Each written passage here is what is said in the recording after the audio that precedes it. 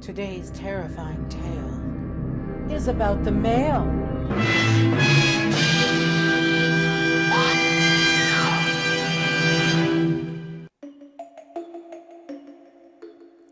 I'm Sunny Weiderman from Personal Tax Advisors, where we specialize in making the CRA less scary.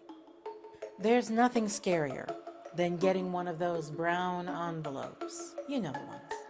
So bland on the outside, so terrifying inside. We're not talking here about the notice of assessment that everyone gets after they file an income tax return. And we're not talking about statements of account that tell you about how much tax is outstanding at this time. What we're talking about here is actual letters. Now, a lot of people's instinct when they get one of these letters is to avoid opening them in the first place. Others open the envelope but get so overwhelmed by the contents that they either can't understand them or are too terrified to respond.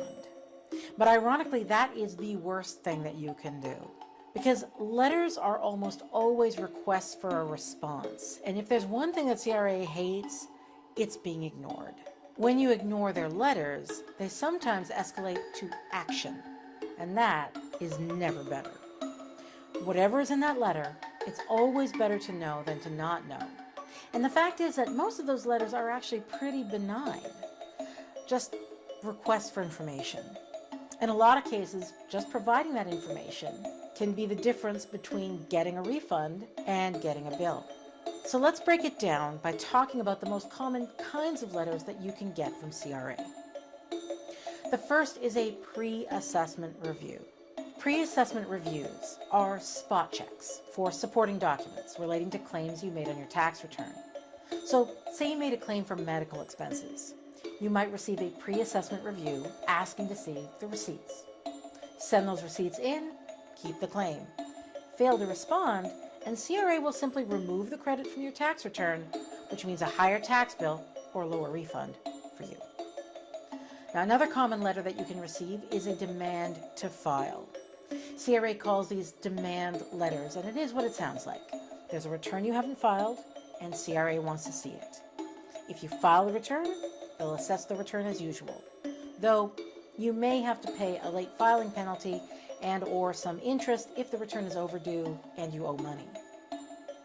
Now, that alone may seem like a reason not to file, but in fact, if you don't file, CRA will make up a return for you, and that's almost guaranteed to produce a higher bill than if you filed yourself. So go ahead and file the return. Now, sometimes the letter is a request for some other kind of information, usually because your return showed an unexpected figure somewhere, or was contradictory in some way, or doesn't fit with information that CRA already has on file. Whatever it is, CRA needs some clarification from you in order to move forward. Most CRA letters are not portents of doom. They're almost always just requests for information, and it's always to your advantage to respond with that information. So I do hope that this has taken a little of the terror out of the unbleached envelopes that haunt your dreams. If so, please do me a favor and like this video. It really helps me out.